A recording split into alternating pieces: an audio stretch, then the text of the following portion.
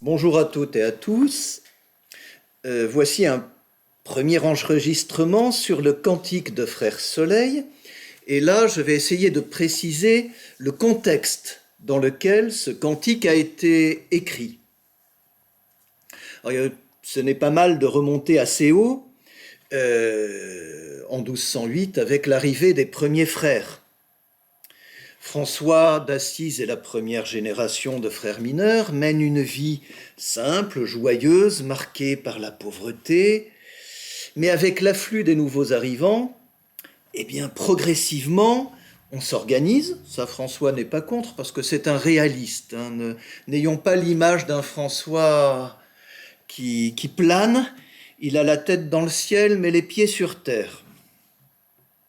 Et malheureusement, quand on devient très nombreux, qu'on rend de grands services à l'Église, on devient de plus en plus puissant, important. Et François vit douloureusement les premières années de cette évolution, en particulier lorsqu'il rentre d'Orient en 1220, il découvre les premières maisons bâties en dur.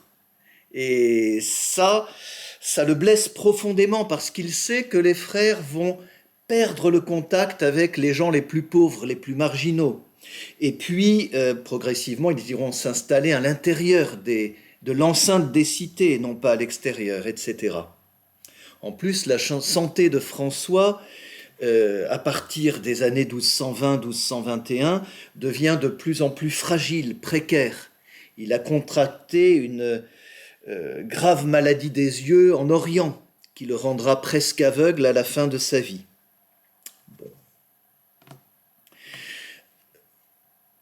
On peut évoquer le Noël de Greccio, dans la nuit du 24 décembre 1223, qui marque la fin d'une crise douloureuse pour François. Mais il a réussi à faire passer ses intuitions les plus chères à ce qu'elles figurent dans la règle Bullata. Bien. 9 mois après le Noël de Greccio, c'est le carême sur le mont Alverne et la stigmatisation.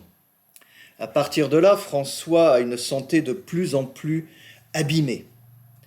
Sa maladie des yeux, il a aussi ce qu'on appelle la fièvre carte, probablement, même certainement, une forme de paludisme. Après le carême sur le mont Alverne, il entreprend une ultime tournée de prédication en Ombrie et dans la marche d'Ancône. Et au retour de cette prédication qu'il a épuisée, il revient à Assise et va résider quelques semaines, même quelques mois, dans une cabane à proximité immédiate du monastère Saint-Damien. Alors il n'est pas dans la clôture, il est à côté. Et dans cette cabane, on lui a aménagé une petite cellule de paille. Comme le souligne la compilation d'Assise, ces conditions de vie sont très pénibles. Là, je cite le texte, compilation d'Assise 83.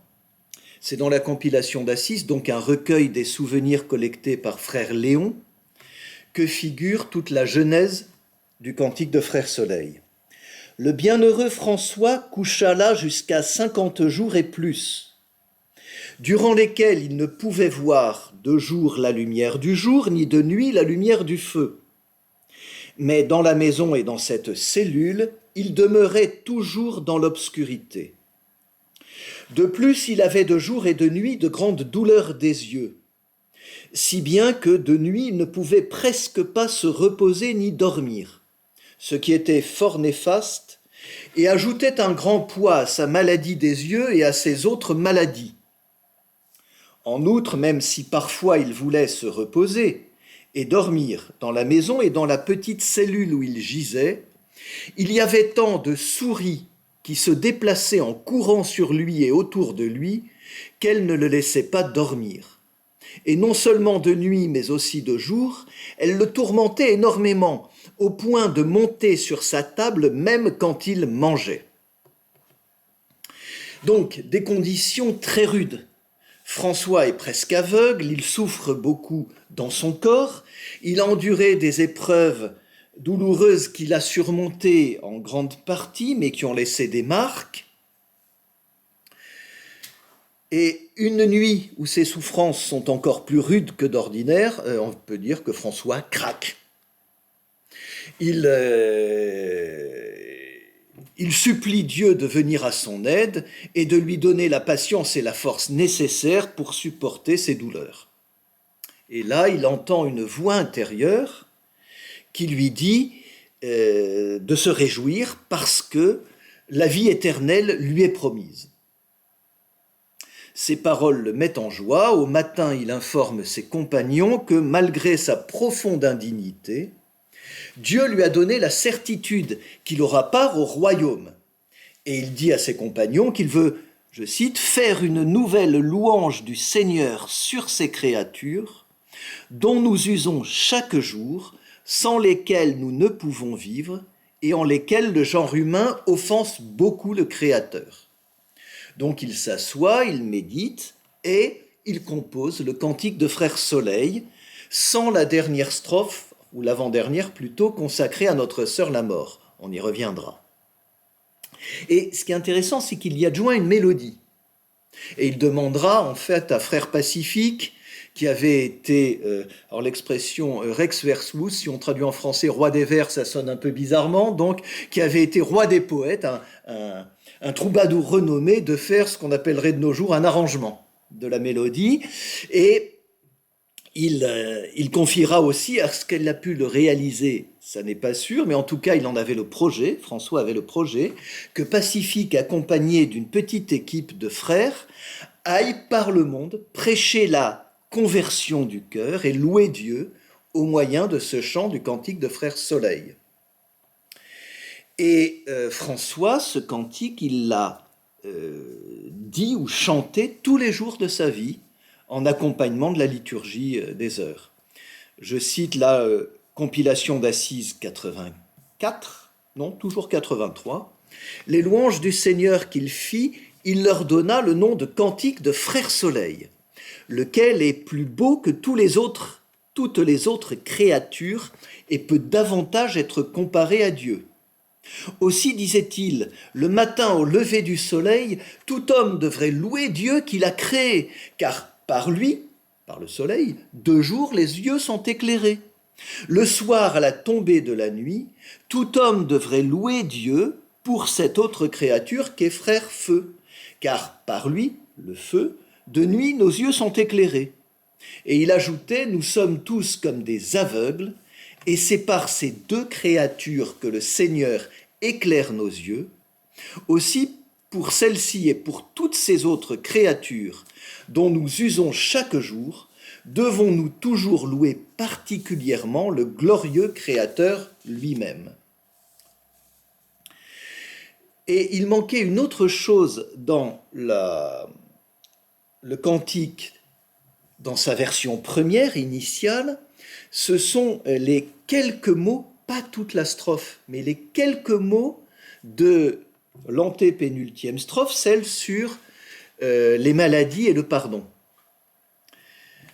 C'est-à-dire que, je prends le texte, il y avait « Loué sois-tu, mon Seigneur, par ceux qui soutiennent maladie et tribulation, bienheureux ceux qui les supporteront en paix, car par toi, très haut, ils seront couronnés. » Voilà.